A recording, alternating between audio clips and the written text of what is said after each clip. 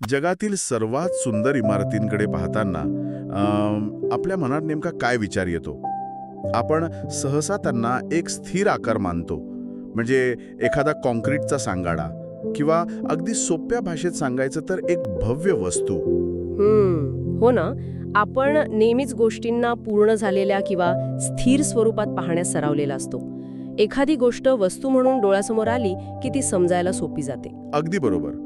पण जर असा विचार केला की कोणतीही वास्तू ही केवळ एक निर्जीव वस्तू नसून ती गोठवलेल्या कृतींची, म्हणजे फ्रोझन ॲक्शनची साखळी आहे, तर म्हणजे एखादा प्रचंड दगडाला कागदासारखी घातलेली एक घडी किंवा आकाशातून घेतलेला एक अचूक छेद. खरं तर ही कल्पनाच वास्तुकलेकडे पाहण्याचा आपला चष्मा कायमचा बदलू शकते. जेव्हा आपण वास्तुकलेकडे एका निरंतर प्रक्रियेच्या रूपात पाहतो, तेव्हा तो केवळ एक उभा असलेला आकार राहत नाही. नक्कीच. आणि तो आकार तसा का घडला, त्यामागे कोणती वैचारिक आणि भौतिक प्रक्रिया घडली, याची ती एक जिवंत कथा बनते. याच विचारावर आजची आपली ही सखोल चर्चा आधारित आहे. आणि ही कथा उलगडण्यासाठी आज आपण एका अतिशय रंजक स्रोताचा आधार घेणार आहोत. अँथनी डी मरी यांचं एक अत्यंत प्रभावशाली पुस्तक, ज्याचं नाव आहे operative design, a catalogue of spatial verbs. हो, आणि आपलं आजचं मिशन हे समजून घेणं आहे की वास्तुकलेत केवळ नाम म्हणजे नाऊन न वापरता क्रियापदांचा म्हणजे वर्ब्सचा वापर केल्याने डिझाईनची संपूर्ण प्रक्रिया मुळापासून कशी बदलते हे समजून घेणं अत्यंत महत्त्वाचं आहे. कारण वास्तुकला ही केवळ विटा, सिमेंट आणि काच यांची थप्पी नसते. ती एका विशिष्ट हेतूने घडवलेली आणि मानवी जीवनाला आकार देणारी रचना असते. हो ना. म्हणजे जेव्हा क्रियापदांचा विचार सुरू होतो तेव्हा आपण त्या हेतूकडे आणि तो हेतू साध्य करण्याच्या प्रवासाकडे जास्त लक्ष देतो. अगदी बरोबर. जेव्हा आपण या कृतींचा विचार करतो तेव्हा आपण खऱ्या अर्थाने त्या वास्तूशी जोडले जातो. इथे ना मला एक तुलना करावीशी वाटते, ज्यामुळे ही संकल्पना अधिक स्पष्ट होईल. म्हणजे बघा, पारंपरिक वास्तुकलेचा विचार करणं म्हणजे एखाद्याला थेट तयार डिश दाखवण्यासारखं आहे. म्हणजे हा घ्या तुमचा तयार पिझ्झा, असं काहीचं. अगदी तसंच. पण ऑपरेटिव्ह डिझाईन म्हणजे ती डिश बनवण्याची रेसिपी आणि त्यातील प्रत्येक कृती दाखवणे. जसं स्वयंपाकात कापणे, उकळणे, भाजणे या कृती आहेत, तशाच वास्तुकलेत कार्व करणं म्हणजे कोरणे किंवा फोल्ड करणं अशा कृती असतात. अरे वा. रेसिपीची ही उपमा या पुस्तकाचा गाभा एकदम अचूकपणे मांडते. जर आपण याला वास्तुकलेच्या मोठ्या चित्राशी जोडलं तर डिझाईनच्या भाषेतील काय कडून कसेकडे जाणारा हा वैचारिक बदल अगदी स्पष्ट होतो. म्हणजे व्हॉट कडून हाऊ कडे जाणारा प्रवास. हो. ऑपरेटिव्ह डिझाईन म्हणजे अशी पद्धत जिथे इमारतीचा अंतिम आकार हा प्रत्यक्ष कृतींमधून किंवा ऑपरेशन्समधून टप्प्याटप्प्याने विकसित होतो. एखादी इमारत कशी दिसते यापेक्षा ती कशी घडवली गेली यावर या पुस्तकाचा भर आहे. पण थांबा, इथे मला एक प्रश्न पडतोय. जर इमारतीचा आकार हा केवळ कृतींमधून तयार होत असेल तर याचा अर्थ प्रत्येक इमारत ही एक ॲक्शन मूव्ही सारखी आपली स्वतःची निर्माणकथा सांगत असते का? म्हणजे कसं? म्हणजे आधी एक मोठा ठोकळा होता, मग त्याला एका बाजूने कापले, दुसऱ्या बाजूने खेचले, मध्येच पिरगळले, अशी एखादी ॲक्शन मूव्ही. अगदी एखाद्या ॲक्शन मूव्ही सारखीच ती प्रक्रिया असते बघायला गेलं तर. आणि सर्वात महत्त्वाची गोष्ट म्हणजे जेव्हा एखादी व्यक्ती त्या इमारतीत प्रवेश करते तेव्हा त्या व्यक्तीला त्या सर्व ॲक्शनचा अवकाशीय अनुभव येतो. म्हणजे स्पॅशियल एक्सपिरियन्स मिळतो आपण म्हणू शकतो. होय. समजा छतातून एखादा भाग कट केला असेल तर तिथून अचानक येणारा प्रकाशाचा झोत त्या कृतीची साक्ष देतो. वास्तुकला ही केवळ बाहेरून पाहण्याची निष्क्रिय गोष्ट न राहता ती एक सक्रिय आणि तार्किक प्रक्रियेची साखळी बनते. म्हणजे लॉजिकल सिक्वेन्स तयार होतो. डिझायनर जेव्हा विचार करतो तेव्हा तो मला अशी दिसणारी इमारत हवी आहे असा विचार न करता मी या आकारावर कोणत्या प्रक्रिया करू ज्यातून मला अपेक्षित प्रकाश आणि जागा मिळेल असा विचार करतो. अगदी तसंच. आणि हाच तो मुख्य वैचारिक बदल आहे जो ऑपरेटिव्ह डिझाईन घडवून आणतो. हा वैचारिक बदल तर छान समजला, पण आता प्रत्यक्ष या कृती कोणत्या आहेत याकडे आपण वळूया. पुस्तकात काही मूलभूत कृती दिल्या आहेत ज्याला आपण आकारातून काहीतरी वजा करणे किंवा सबट्रॅक्टिव्ह ऑपरेशन्स म्हणतो. यात प्रामुख्याने काव कट, नॉच आणि इरोड सारखे शब्द येतात. हे वाचल्यावर मला जाणवलं की नुसतीच भर घालण्यापेक्षा रिकामी जागा म्हणजे वॉइड्स तयार करणे हे सुद्धा डिझाईनचे एक मोठं हत्यार असू शकतं. नक्कीच असू शकतं. खरं तर वजाबाकीची प्रक्रिया वास्तुकलेत अत्यंत प्रभावी मानली जाते. कार्व या प्रक्रियेचा विचार करूया आपण. म्हणजे एखाद्या प्रचंड कॉन्क्रीटच्या ठोकळ्याच्या आतून जागा कोरणे. बरोबर. हो, जसं एखादा शिल्पकार दगडातून नको असलेला भाग काढून मूर्ती कोरतो, तसंच इमारतीच्या मूळ आकारातून आतली जागा कोरली जाते. यामुळे जे तयार होतं ते केवळ एक साधी खोली नसते.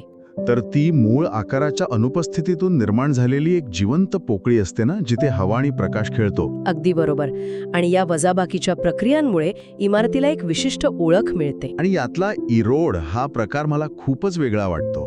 सेंद्रिय किंवा नैसर्गिक रिकामी जागा तयार करण्यासाठी पृष्ठभाग झिजवणं हे काहीसं निसर्गाच्या प्रक्रियेसारखं नाही आहे का? हो, म्हणजे निसर्गाशी जवळीक साधणारी ही कृती आहे. नदीच्या सततच्या प्रवाहाने खडक झिजून जशी तिथे एक नैसर्गिक गुहा तयार होते, अगदी तसंच एखादी इमारत डिझाईन करताना तिचा एखादा भाग निसर्गाच्या संपर्कात येऊन झिजला आहे असा आभास निर्माण करणं. होय, आणि इरोडमुळे इमारतीला एक प्रकारचा सेंद्रिय किंवा नैसर्गिक प्रवाह मिळतो. ती इमारत सभोवतालच्या निसर्गाशी जुळवून घेते. म्हणजे ती निसर्गावर लादलेली वाटत नाही, तर निसर्गाचाच एक भाग वाटते. बरोबर. आता नॉचचं उदाहरण घ्या. एखाद्या कोपऱ्यातून एक छोटासा भाग काढून घेणे. यामुळे एक नैसर्गिक प्रवेशद्वार तयार होतो, जी माणसाला आत बोलावल्यासारखं वाटतं. पण वजाबाकीला एक मर्यादा असते ना. आपण केवळ कोरत किंवा झिजवत राहिलो तर शेवटी आपल्या हातात फक्त एक गुहा उरेल किंवा सर्व काही नाहीसे होईल. हो, तेही आहेच. मग वास्तू जमिनीच्यावर कशी उभी राहणार? यासाठी पुस्तकात काही भर घालण्याच्या आणि आकाराला रूपांतरित करण्याच्या कृती दिलेल्या आहेत ना, ज्याला आपण ॲडिटिव्ह आणि ट्रान्सफॉर्मेटिव्ह ऑपरेशन्स म्हणतो. बरोबर. आणि इथेच एक्स्ट्रूड, एम्बेड आणि नेस्ट या क्रियांचा प्रवेश होतो. एक्स्ट्रूड ही वास्तुकलेत अत्यंत सामान्य पण शक्तिशाली प्रक्रिया आहे. म्हणजे एका द्विमितीय किंवा 2D आकाराला खेचून त्रिमितीय आकारात बदलणे. हो, जसं कागदावर काढलेल्या एका चौकोनाला वरच्या दिशेने ओढून त्याचा एक उभा स्तंभ तयार करणे. पण या सर्वांमध्ये मला एम्बेड ही क्रिया अधिक विचार करायला लावणारी वाटते. एका आकाराला दुसऱ्या आकारात किंवा थेट जमिनीत रुतवणे. नक्कीच. यामुळे ती इमारत नुसती ठेवलेली वाटत नाही, तर ती त्या जागेतूनच उगरवली आहे असा भास होतो. आता इथे मला एका विशिष्ट प्रक्रियेबद्दल सविस्तर बोलायचं आहे. ती म्हणजे नेस्ट. गोपनीयतेचे थर तयार करण्यासाठी एका आकारात दुसरा आकार ठेवणे. नेस्ट ही खूपच रंजक संकल्पना आहे. हे वाचताना मला लगेच त्या रशियन मॅट्रियोश्का बाहुल्यांची आठवण आहे. एका मोठ्या लाकडी बाहुलीत दुसरी, त्यात तिसरी आणि सर्वात शेवटी एक छोटीशी बाहुली. वास्तुकलेत याचा नेमका काय फायदा होतो? अरे वा, मॅट्रियोश्का बाहुल्यांची उपमा या प्रक्रियेचा गाभा अत्यंत अचूकपणे स्पष्ट करते. नेस्ट प्रक्रियेमुळे सुरक्षिततेची आणि गोपनीयतेची एक सखोल भावना साध्य होते. म्हणजे आतल्यात जग निर्माण करण्याचा उद्देश सुरक्षेशी जोडलेला आहे तर? होय. एखाद्या मोठ्या इमारतीच्या मध्यभागी एक अतिशय सुरक्षित आणि खाजगी जागा निर्माण केली जाते, जी बाहेरील जगाच्या गोंधळापासून अनेक थरांनी संरक्षित असते. जसं एखाद्या भव्य ग्रंथालयात अत्यंत दुर्मिळ आणि प्राचीन पुस्तकांसाठी सर्वात आतला एक विशेष कक्ष असतो, बरोबर? अगदी तसंच, जिथे बाहेरील कोलाहल, ऊन किंवा वारे थेट पोहोचू शकत नाही. तो कक्ष बाह्य आकाराच्या घरट्यात म्हणजे नेस्टमध्ये सुरक्षित असतो. मानसिकदृष्ट्या ही रचना माणसाला एक विलक्षण शांतता देते. हे खरंच खूप श्रमोल आहे. मूलभूत आकार कसे तयार होतात आणि आतलं जग कसं जपलं जातं हे आपण पाहिलं. पण जेव्हा हे आकार उभे राहतात तेव्हा इमारतीचं बाह्य आवरण आणि इमारतीचे भाग एकमेकांशी कसे जोडले जातात हा प्रश्न उरतोच. आणि त्यासाठीच सरफेस अँड प्लेन ऑपरेशन्स म्हणजे पृष्ठभाग आणि प्रतल क्रिया उपयोगी पडतात. जसे की फोल्ड म्हणजे घडी घालणे आणि प्लीट म्हणजे अकॉर्डियन वाद्यासारख्या घड्या घालणे. कॉन्क्रीट किंवा स्टील सारख्या अत्यंत कठीण आणि स्थिर वाटणाऱ्या गोष्टीला जर कागदासारखी घडी घातली तर काय होईल याचा विचारच रोमांचक आहे. हो ना. यामुळे इमारतीच्या बाह्य स्वरूपात एक कमालीचा बदल दिसून येतो. डोळे मिटून विचार केला तर हे दृश्य खूपच विलक्षण वाटतं. एक सलग कॉन्क्रीटची भिंत आहे आणि तिला मध्येच घडी घातलीये, जेणेकरून ती छत बनते आणि पुन्हा पुढे जाऊन घडी घातली की ती दुसरी भिंत बनते. अगदी बरोबर. म्हणजे इमारत ही 4 वेगवेगळ्या भिंती आणि एक छत जोडून बनलेली नसून ती एकाच सलग पृष्ठभागाची एक मोठी घडी आहे. यामुळे इमारतीत एक प्रकारचा सलग प्रवाह किंवा फ्लुइडिटी जाणवते ना. हो, आणि हा सलग प्रवाह केवळ दिसायला सुंदर नसतो, तर तो इमारतीचं वजन पेलण्यासाठी आणि हवा पाण्याचा प्रवाह नियंत्रित करण्यासाठीही उपयुक्त ठरतो. आणि जेव्हा अशा अनेक खंडांचा किंवा इमारतीच्या वेगवेगळ्या भागांचा एकमेकांशी संबंध स्थापित करायचा असतो तेव्हा काय? तेव्हा मग रिलेशनल आणि पोझिशनल ऑपरेशन्स वापरले जातात. रोटेट म्हणजे फिरवणे, कॅन्टिलिव्हर म्हणजे हवेत पुढे काढणे आणि इंटरलॉक म्हणजे एकमेकांत अडकवणे. हे इंटरलॉक वाचताना मला 3D जेंगा किंवा टेट्रिस या खेळांची आठवण झाली. हा, टेट्रिसची उपमा अगदी योग्य आहे इथे. टेट्रिसमध्ये जसा एक ब्लॉक चुकीचा पडला की सगळा खेळ बिघडतो, तसंच वास्तुकलेत दोन आकारांना पझलसारखे जोडताना एखाद्या ब्लॉकची जागा थोडी जरी बदलली तर काय होतं? वजन, प्रकाश किंवा इमारतीचं संपूर्ण संतुलन बिघडतं का? हा अत्यंत महत्वाचा आणि तांत्रिक मुद्दा आहे. टेट्रिस प्रमाणेच वास्तुकलेतही एका ब्लॉकची स्थिती संपूर्ण रचनेवर परिणाम करते. या सर्व क्रिया केवळ दिसण्यात वेगळ्या वाटतात म्हणून केल्या जात नाहीत. मग त्यामागे काही तांत्रिक विचार असतो का? हो, यामागे एक अत्यंत भक्कम वैज्ञानिक आणि भौगोलिक विचार असतो. उदाहरणार्थ रोटेट ही क्रिया घेऊया आपण. एखाद्या इमारतीचा वरचा मजला किंवा एखादा विशिष्ट ब्लॉक मूळ अक्षाभोवती काही अंशांमध्ये का फिरवला जातो? म्हणजे तो केवळ डिझाईनचा एक भाग नसून त्यामागे काहीतरी विशिष्ट उद्देश असतो तर? नक्कीच. तो ब्लॉक फिरवल्यामुळे त्या विशिष्ट कोणातून इमारतीमध्ये हिवाळ्यात जास्तीत जास्त सूर्यप्रकाश येऊ शकतो किंवा उन्हाळ्यात तोच ब्लॉक खालील भागावर सावली निर्माण करू शकतो. अरे वा, म्हणजे निसर्गाचा फायदा करून घेण्याची ही एक पद्धत आहे. हो, कधी कधी वाऱ्याची दिशा अचूक पकडता यावी किंवा एखाद्या नदीचं, डोंगराचं सुंदर दृश्य खिडकीतून दिसावं म्हणून ते रोटेशन जाणीवपूर्वक केलेलं असतं. आणि कॅन्टिलिव्हरचं काय? तो जो भाग हवेत तरंगत असतो. कॅन्टिलिव्हरचं पण तसंच आहे. खाली कोणताही आधार न देता एखादा भाग हवेत पुढे काढल्यामुळे तिथे एक छत्रीसारखी जागा तयार होते जी पावसापासून रक्षण करते आणि वरच्या मजल्यावरील माणसाला हवेत तरंगल्याचा अनुभव देते. म्हणजे सभोवतालच्या पेहसराशी जुळवून घेण्यासाठी केलेला तो एक अत्यंत जाणीवपूर्वक बदल असतो. आता यातला शेवटचा पण तितकाच रंजक भाग मला विचारायचा आहे. फ्रॅगमेंटिंग अँड डिस्टॉर्टिंग ऑपरेशन्स. हो, विखंडित करण्याच्या आणि विकृत करण्याच्या क्रिया. हो, पिक्सलेट म्हणजे लहान चौकोनात तोडणे आणि पंक्चर म्हणजे छिद्र पाडणे. माझा इथे थोडा गोंधळ होतोय. एखादी भव्य इमारत आधीच तयार आहे तर तिच्या पृष्ठभागाला परत का तोडायचं किंवा त्यात छिद्र का पाडायची? हे समजण्यासाठी आपल्याला मानवी मानसशास्त्राचा विचार करावा लागेल. जेव्हा एखादी इमारत अवाढव्य असते, 100 मजल्यांची आणि सलग काचेची किंवा कॉन्क्रीटची असते, तेव्हा ती मानवी प्रमाणाच्या म्हणजे ह्युमन स्केलच्या खूप बाहेर गेलेली असते. हो, रस्त्यावरून चालणाऱ्या एखाद्या सामान्य व्यक्तीला ती इमारत खूप भयानक किंवा दडपण आणणारी वाटू शकते. अगदी बरोबर. किंवा माणसाला स्वतःला खूप क्षुल्लक वाटायला लावणारी असू शकते.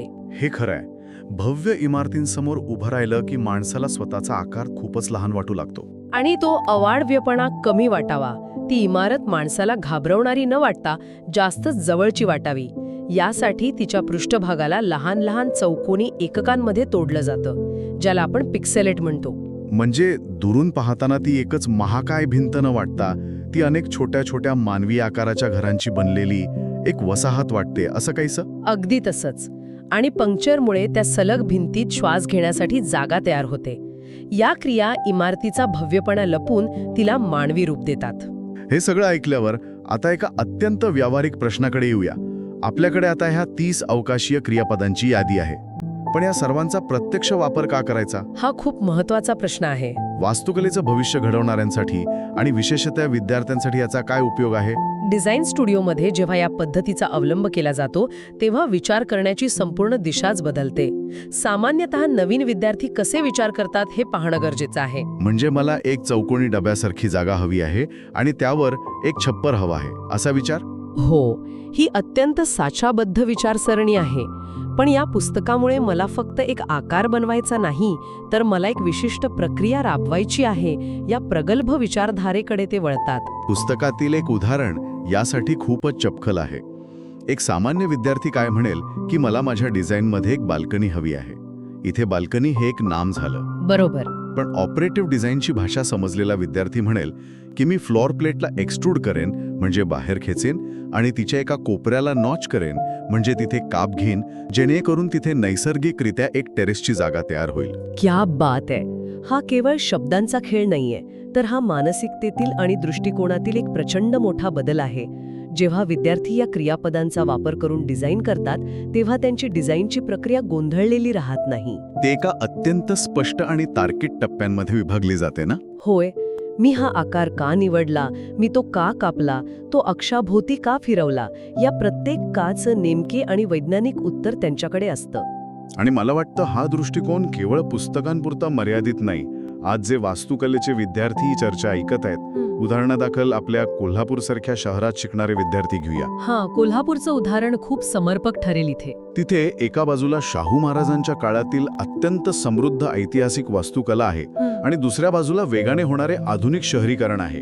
अशा ठिकाणी या संकल्पनांचा वापर खूप महत्त्वाचा ठरू शकतो. अगदी तंतोतंत. अशा वेगाने बदलणाऱ्या शहरांमध्ये केवळ पाश्चात्य जगातील ग्लास बॉक्सेस आणून ठेवणं योग्य नसतं. तिथे या विद्यार्थ्यांसमोर मोठं आव्हान असतं. हो, जुनं आणि नवं यांचा मेळ साधण्याचं आव्हान. हो, तेव्हा हे विद्यार्थी पारंपरिक वाड्यांच्या रचनेतील नेस्ट म्हणजे आतले खाजगी अंगण किंवा जाडीच्या भिंतींमधील कार्व म्हणजे कोणाडे, कोरणे या क्रिया समजून घेऊ शकतात. आणि नवीन इमारती घडवताना त्याच प्रक्रिया आधुनिक पद्धतीने राबवू शकतात. अगदी बरोबर. केवळ नव्या इमारती बांधण्यापेक्षा त्या परिसराला आणि हवामानाला साजेशा प्रक्रिया राबवणं उत्तम भविष्यासाठी अत्यंत उपयुक्त ठरतं. हे खरोखरच खूप प्रेरणादायी आहे. आपण अँथनी डी मारी यांच्या पुस्तकातील या 30 ॲक्शन्स जसं की नॉच नेस्ट, फोल्ड, कॅन्टिलिव्हर आणि पिक्सलेट यांचा एक रंजक प्रवास आज पाहिला. हो, आणि हा प्रवास खूप काही शिकवून जाणारा होता. काय दिसतंय इथून सुरू झालेला वास्तुकलेचा विचार काय प्रक्रिया केलीये, इथपर्यंत कसा सखोल पोहोचतो हे आपण समजून घेतलं. इमारती या आता केवळ निर्जीव वस्तू राहिल्या नसून त्या प्रक्रियांचे आणि मानवी हेतूंचे जिवंत स्वरूप आहेत, हे यातून स्पष्ट होतं. नक्कीच. आणि जेव्हा आपण वास्तुकलेची ही नवीन भाषा शिकतो तेव्हा आपण चालत असलेल्या रस्त्यावरील प्रत्येक इमारत आपल्याशी एक वेगळा संवाद साधू लागते. ती इमारत स्वतःची कथा आपल्याला सांगू लागते. खरंच आहे. जाता जाता या सर्व चर्चेतून आलेला एक विचार सर्वांसाठी ठेवून जातोय. जर इमारती ह्या अशा क्रियापदांचा किंवा कृतींचा भौतिक परिणाम असतील, तर आपण दररोज ज्या घरात, ऑफिसमध्ये किंवा कोणत्याही वास्तूत राहतो, तिथे केवळ वावरण्याने आपण स्वतः नकळतपणे त्या जागेवर कोणती क्रियापदे किंवा कृती करत असतो. हा विचार करायला लावणारा मुद्दा आहे. आपण एखादी वस्तू ठेवून जागा ॲड करतो किंवा खिडकी उघडून प्रकाशाला इन्व्हाइट करतो. आपल्या रोजच्या जगण्याने, आपल्या तिथे असण्याने त्या वास्तूचा आकार, तिचा मूळ अर्थ आणि तिचं स्वरूप कसं बदलत असेल यावर नक्की विचार करा. वास्तुकलेकडे पाहण्याचा नवा दृष्टिकोन देणारी आजची ही सखोल चर्चा आपण इथेच थांबूया.